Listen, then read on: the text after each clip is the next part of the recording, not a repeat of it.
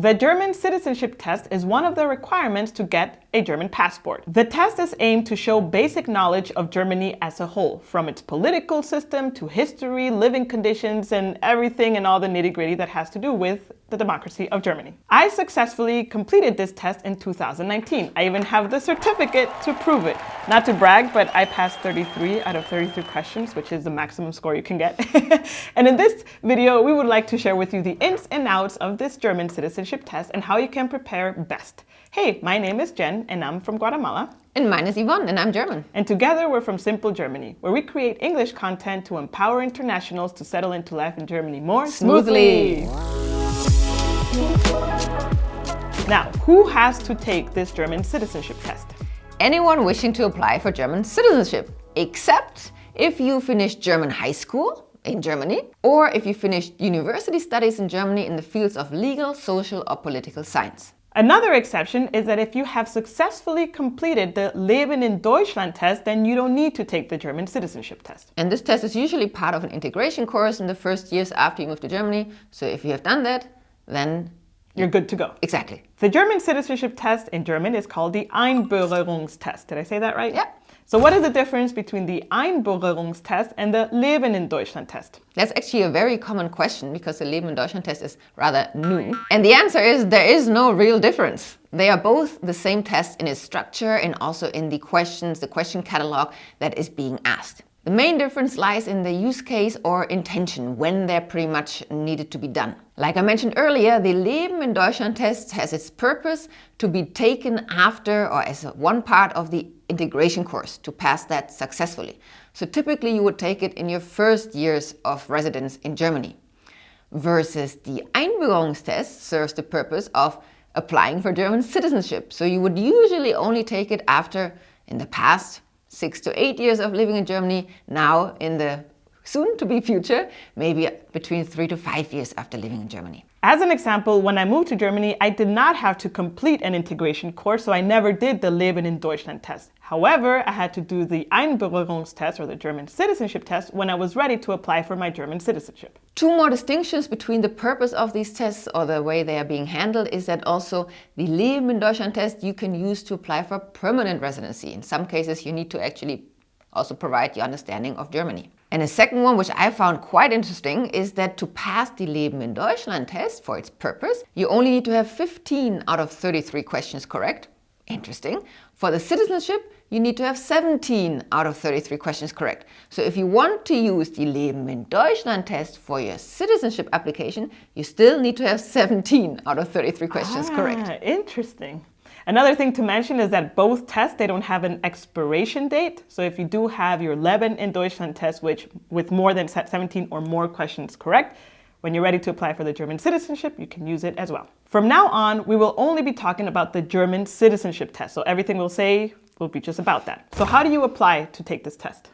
You will need to apply with your local examination center. Typically, it's your local VHS, so Volkshochschule. You can find a link of the official test centers in the description below. Those are listed from the official government. If you scroll all the way down at the site, then you find the links by German state. The actual process of how to sign up, again, depends on the state and the institutions. Some, for example, here in Düsseldorf, you need to sign up in person and also already show your ID in person.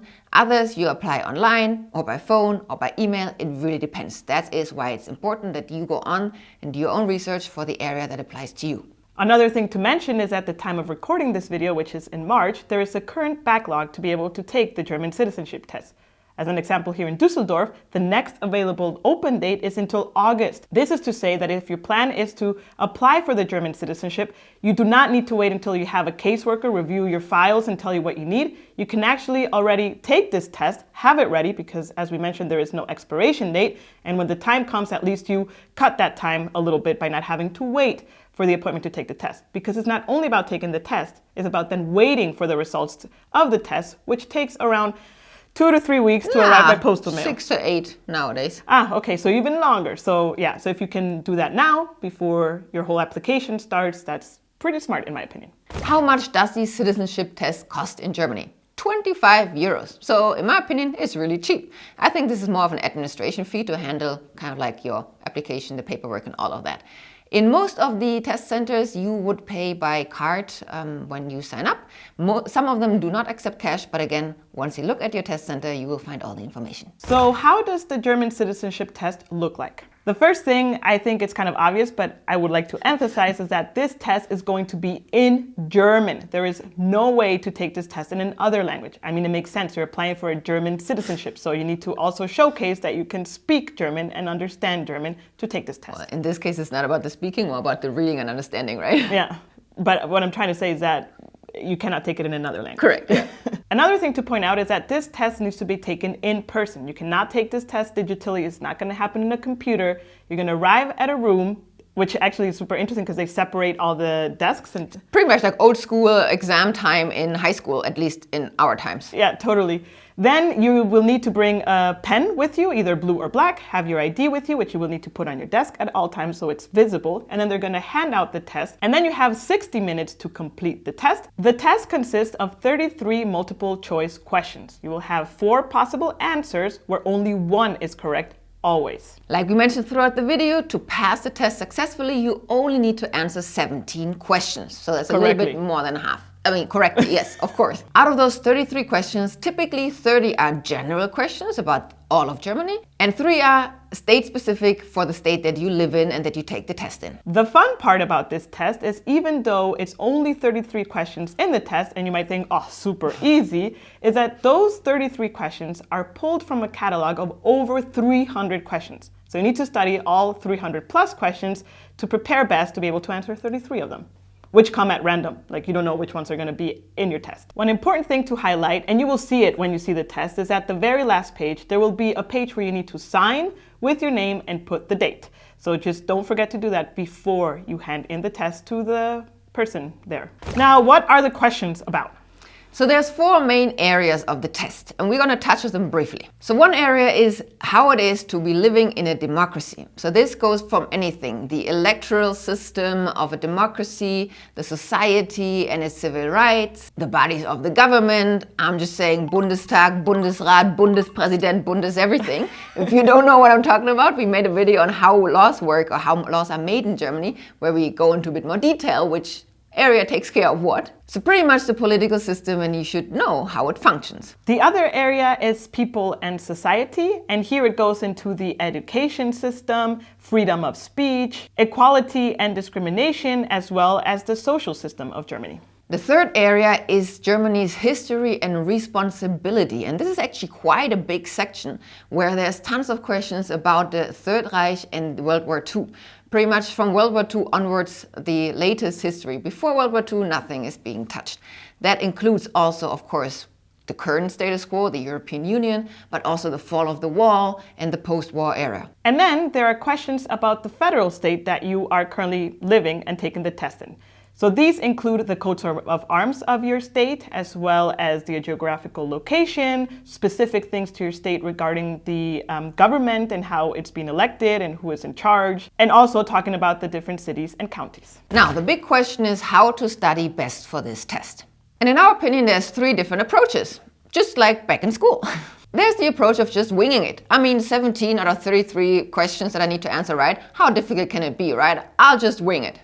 Oof, I think that's a very scary approach for me, at least, because like I said, the catalog is over 300 questions broad. And some questions are super easy for sure. And others, if you are not aware of the German history and all the nitty-gritty, they can be quite tricky. The second approach is to simply literally study the questions by heart without really grasping and understanding them. And the third approach, which is what I did when I studied for my German citizenship test, is to actually take the time to understand Germany and the questions and where they're coming from. And for this, there's a plethora of tools out there that you can use to simulate tests, learn the questions, and do all these things. However, when I looked into all these apps and software, all of the questions were in German. I know I'm in Germany and I need to do this test in German. However, there was a lot of vocabulary that I had never used in my life because they're political terms, historical terms, and things that I had no idea even existed. So for this, actually, it was funny because at the same time, 2 other of our friends were applying for the German citizenship test, and we all did the same thing without talking to each other.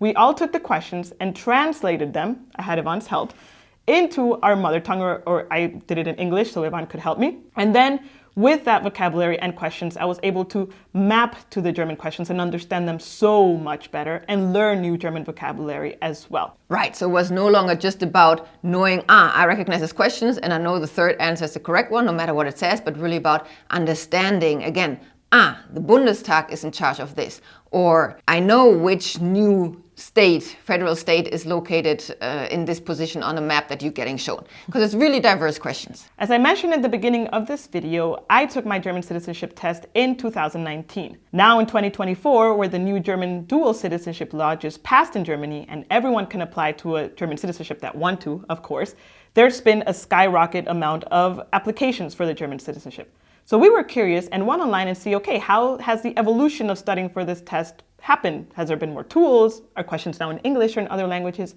To our surprise, they were not. I understand, yes, we need to study in German, but like I mentioned before, there's vocabulary that is not so easy to know if you don't use it in your daily life. We even went to the extent of maybe thinking AI is the reason. You just drop them there, translates. And Yvonne did that to verify if that was correct, and to our surprise, yeah, it works for a good amount of questions, but on a certain amount of questions, it didn't. And when I read the English translation, I was like, wait, this doesn't make any sense. It's actually the opposite of what is being asked. So we went ahead and translated every single question by a human, myself actually, and put up a catalog of the English translations with the correct answers. And sometimes I even added explanations of why it is the way it is. For the study resources to, again, understand, because that is the point of the whole test. What we also found out is that some of these apps and websites that you can study for these questions are simply outdated. Who is the Chancellor of Germany? Merkel, they say. I mean, Merkel hasn't been in power since, I don't know, 3 years already. So that is also kind of disappointing. So in this questionnaire, the English one that we translated, everything is up to date to the current up-to-date questionnaire from the official German government website. And if you want to grab your copy, you can do so at our shop, which we leave the link in the description box below. Until next time, cheers! The German test is one of German test? The German test. You need the certificate to get... Like Jen just mentioned, the Leben in Deutschland test. No, I just mentioned that. You just mentioned that.